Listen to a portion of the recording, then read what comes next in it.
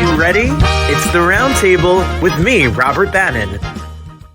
Welcome to the Roundtable, everybody. My name is Robert Bannon. You're listening to us on Broadway World or over here on the Broadway Podcast Network. I'm sitting in Detroit, Michigan this week at a gig, and I literally see Canada from across the way. I may see our next guest.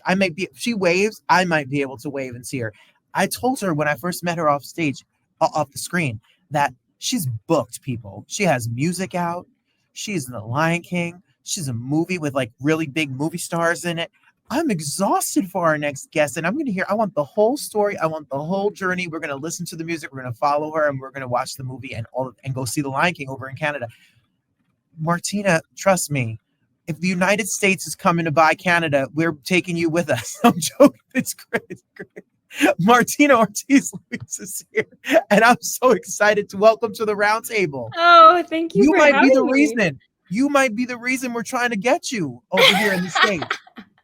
Oh no! I like my Canada very much. Thank you. I like our Canada as our friend and ally over there as well. Thank you for being here. Congratulations on everything. Thank you so much, and thank you for having me. I'm really excited to be here and to chat with you. Has this been a crazy year for you? Has this been an exciting year? You know what? It's been crazy. It's been one of the greatest years of my life. I think it's so much excitement and just an abundance of opportunity and just so much love and life and joy. But it's been crazy. It's been pretty hectic. And I did think it was still 2024 just 2 days ago when I was talking to somebody and I was like, oh yeah, because 2024. And they were like, girl, we are well into 2025. And I was like, oh, you're right. You're so right. But yeah, it's just doing 8 shows a week and doing all the things. It's like, it's been a whirlwind, but it's been pretty exciting. It's really exciting. So where do you want to start? What can we talk about first? Should we talk about movies? Should we talk about TV? Should we talk about stage? Should we talk about... Let's just take it one piece at a time. Where are you from originally? I'm from Toronto. I was born in Toronto, grew up, and I'm still living just outside of Toronto in a town called Woodbridge, which is still the greater Toronto area. And if you've ever heard of Canada's Wonderland, which is owned by Cedar Fair, Knott's Berry Farm, all that good stuff, I live right by there. So I have to commute into downtown Toronto every day, and it's a bit of a trek, but we're used to it. How long have you been with The Lion King? So we just opened in November. We started rehearsing in September. So it's been well over, 7-8 months? What month are we in right now? It's going to be May. We're about to be in May. Yeah. Yes.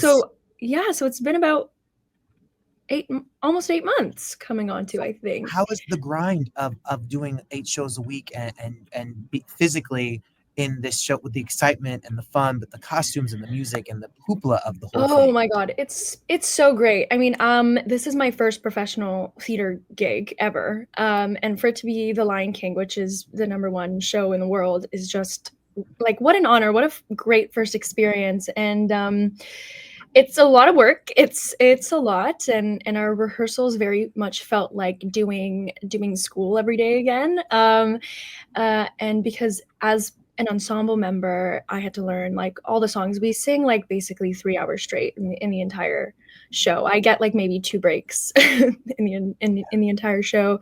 And we're on stage, we're off singing, and then I also am a Nala cover, so I also had to learn like Nala's whole track. And funnily, the very first time that I went on, we were still in previews in November. None of our understudies had gone on yet. We hadn't done understudy rehearsals yet.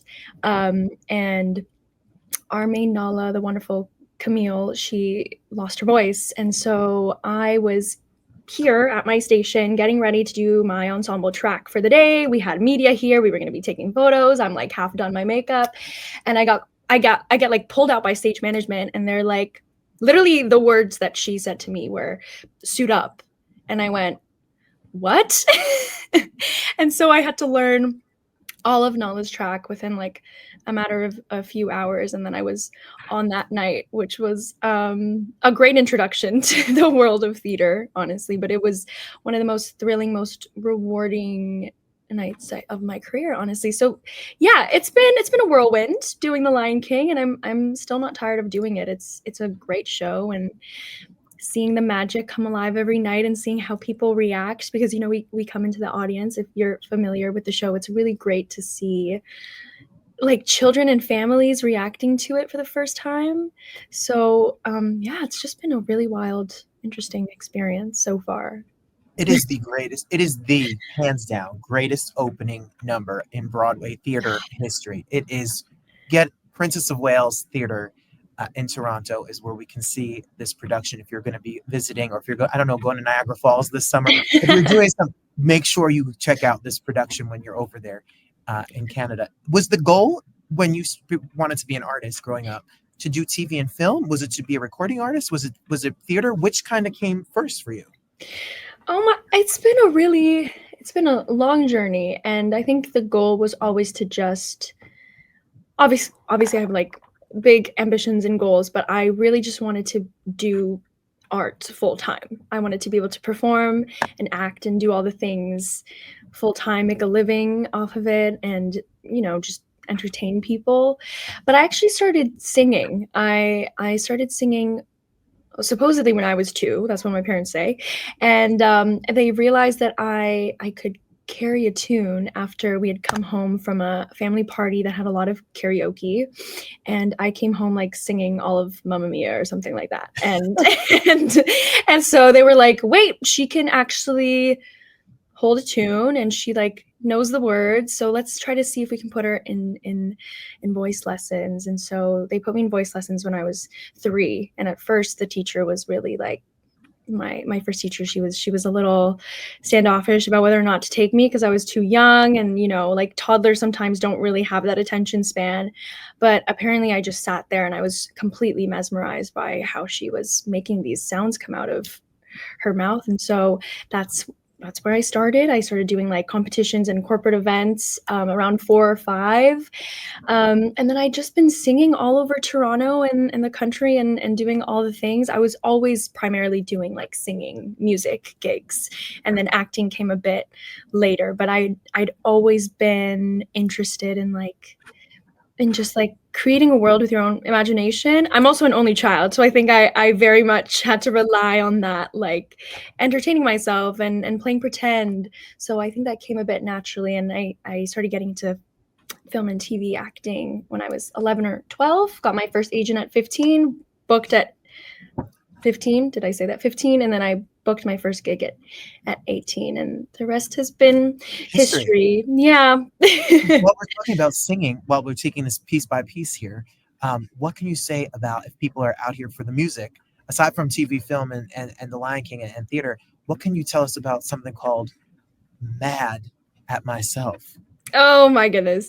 Yeah, so that was a song that I released last year, it's once again no concept of time currently, but that was my latest single, and it was just a lot of fun. I actually wrote that when I had just come back from Italy, which is when I was filming this wonderful movie Juliet and Romeo that I'm sure we'll talk about, and I was just very much in a space of like, I just want to have fun and be silly and write a kind of unserious song about how we sometimes fall for the wrong people, and we can overthink why we even let ourselves do that. So yeah, that's Mad at Myself. Go give it a listen. Spotify, Apple Music, all the things. Wherever you listen to music, the song is out. You could be streaming it right now and get a taste of your voice, which if you want to get a taste of your voice, which you bring up, while we're talking about it, Juliet and Romeo, which I want people to know that it is released May 9th, and in the UK will be June 11th, and we'll keep on going. It's a trilogy? Listen, I don't know what our director and writer Tim has in mind, but I think he has a trilogy in mind, which you'll have to see the movie to really see what happens, and just the world that he's created and all the characters and the new characters that aren't in the original Shakespeare come to life. And yeah, we'll see where the story goes. Martina, I don't know if you know this, but like Rebel Wilson and Derek Jacobi and Jason Isaacs, you have an all-star, I'm sure you do, an all-star cast. And there's, tell us a little bit about it. What is it and what do you do in the movie and what can we expect when we check it out? Oh my goodness, yeah. It's just completely surreal experience to work with like industry vets, all of them that you have just mentioned. And it was a really interesting, unique shoot. We were in Italy and we had the incredible privilege of filming in the actual, like, in old towns and like castles, medieval castles, and we were just like frolicking around in our little leather shoes and singing little tunes, and it was great. And we were always like, especially because sometimes we were literally in the middle of nowhere in a town called Salso Maggiore, and so we were all staying at the same hotel. And so to come back from work and you see like Derek Jacobi and Jason Isaacs having a little drink and a bit of food at the hotel lobby, and then everyone kind of congregates around them and we're all just like talking and having a good time. It was great. But yeah, so my character's name is Veronica, and she's obviously not in the original Shakespeare text. But my character is very much in love with Mercutio, but because of her social status, it's something that she can be a little bit insecure about.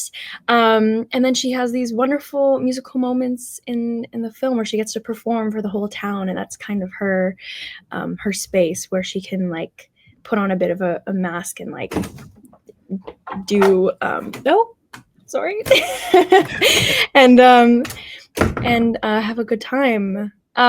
So yeah, I hope people come to the theaters and get to watch these big moments, because I think the songs are really great in this movie, and I think they will be stuck in your head once you leave the theater. We'll have the links below us where you can check out all the places where you can see the film and how you can support the film. Is it true they wrote music for you? Like you're singing in this movie? Yeah. Yeah, I'm really lucky. I think I got to sing some pretty great songs in this film, and one of them is called "Better Than This," which is Veronica solo, where she's singing to the town, and everyone's having a good time, and then suddenly the Montague boys are fighting, and all of this stuff happens, and it's a very exciting moment. But yeah, "Better Than This" is great. A lot of our songs are written by the incredible Evan Bogart, who wrote like Halo and Justin Gray, and they wrote all the songs in our film, and they're real earworms, honestly. And I think and I'm just lucky that I got to sing some of the catchiest tunes, if I do say so myself. Martin, how does one book a movie like this? Was it a self-tape? Was someone reach out? Like, what was your journey to this part?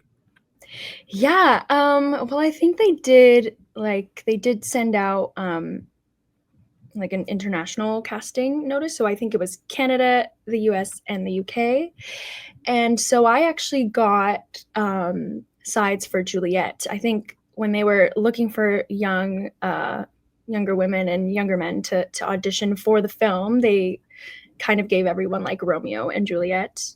So I did read for Juliet for my tape, my first self-tape, and then I got some redirects, got a second tape, and then I did a little workshop with Tim, who's our director, and then ultimately they were like, "We think you'd be really good for Veronica," and so that was my journey getting into the movie. Yeah, it's weird because sometimes you never know how the process is going to be like. Sometimes it's a lot more rigorous, or yeah, so that's just how I got this one. I love that, because I love that this is just the beginning for all the great things that are to come. And you're really like a multi-hyphenate out here now, like you movies and television and stage and recording. So there's so much sure to come, and tricks up your sleeve and big plans for Martina, everybody, that while we're watching. How can we follow you while we're talking so that we can stay up to date on all the things that it's coming your way? Well, you can follow me on Instagram at Martina Ortiz Luis, Twitter, X, Threads, all the things, TikTok. You can follow my music on Spotify, Apple Music, wherever you like to listen to your music. Yeah. The links will be below, so will you click right below and follow her right on Instagram or wherever you follow the rest. What was your journey like? I know that some people watching right now, that Wynonna Earp and the different projects like that. What is that project for people who don't know? What was that journey for you as well? Oh my God. Okay, yeah. So Wynonna Earp was the very first major like film and TV gig I ever booked. And Wynonna Earp is just such a fun, campy, supernatural sci-fi show. It's about, if you guys are familiar with Wyatt Earp, it's essentially like his great granddaughter fights off demons and stuff that happen to be like his old rivals way back when. And it was a really fun show. And I had the pleasure of being in the 4th season as a recurring character. And we were filming out in Calgary, Alberta in the winter. I think it was like January, February, March 2020. So we were out in Calgary right before the pandemic. We went on hiatus in March, and it was just because that was a scheduled vacation week that was actually scheduled in for us to like have a break. And then it was just a longer and longer hiatus because of the start of the pandemic.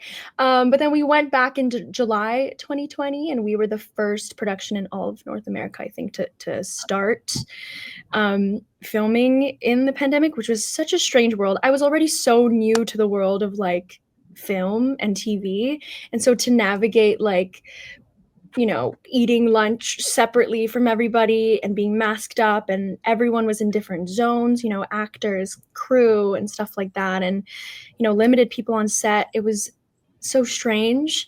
But thankfully I was with these industry vets, Melanie Scrofano, Tim Razan, Dominique, and Caparel. Like, they really embraced me and kind of taught me how to navigate that world. And they were very kind and welcoming, like right off the bat. And they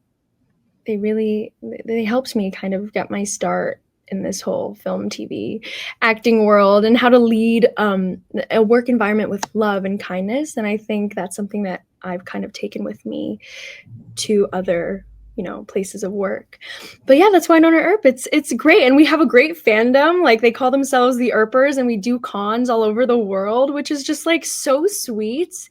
And they organize it themselves, and they fly us out, and we get to hang out with them. And it's kind of like having friends all over the globe. It's such a funny thing. And they've created a really, really sweet community. And yeah, Wynonna Earp will always have a special place in my heart. Yeah. I just love your career already. It's just fascinating to me because you got the television, like you've already built your fandom yourself. If it's through theater and The Voice and through Wynonna Earp, and then now when this movie comes out, it'll be a whole new thing. And you just keep leveling it up and keep going and keep working and giving us entertainment. It's really amazing. I know there's big things that are out here for you, Martina. Like, this is only the start. It's only the start. What is the goal? What's next? Are we gonna have more music? Are we gonna are you writing? I hear you're a writer. Well, I do like to write. I'm like trying to teach myself to like script write, because I always have like stories in my head, and so I'm kind of working towards that. But yeah, I have music in my back pocket that I'm kind of waiting to release. I would also love to get back into the studio. What else? Just like, I mean, I had a recurring role in SkyMed that's coming out on Paramount Plus in the States May 15th. There's also that. And yeah, I just really trying to grind a little bit more. Yeah. You know, I wouldn't mind doing more movie musicals. I wouldn't mind doing more stage. Like, who knows? The possibilities are endless. Listen, I'm ready to take a nap, and she's out here to grind more while she's about to do 8 shows a week, put out a movie, put out her music, and star in television shows. And she's ready because she's gonna eat this business. Everybody, you watch what's gonna happen. I'm really excited for you. I'm really excited for people to check out the film. I want people to click the link below to follow Martina. I want people to check out the film. The film is out and about, and you definitely need to check out Juliet and Romeo. and I guess we could stream we could stream the TV shows, we could stream Wynonna Earp, and we could stay on top of all of the things, and we'll be following you. Yeah. Oh my goodness. Thank you. And we're ready for you to head on down to Broadway and then keep making movies and television and put out music and a full album and go on tour and all the things. Oh, thank you. I mean, that's the dream. That's the dream. It's gonna happen, and then you'll be too big and famous, and you won't remember us, and then you won't return our calls when we need a guest. I know how this goes, Martina. I've seen it before. Robert, no. I really appreciate you having me on. That's what this they all podcast. say. The goal is, I hope you are too booked to ever come back here ever again. Go out here and kill it and crush it. Oh, thank you so much. We're excited. We'll be watching the film. We'll be listening to the music, Yes. and we're really excited for you. Thank you. Thank you. Congratulations. The Thank best is yet to you. come. Oh, thank you so much, and thank you for having me. This was a great little chat.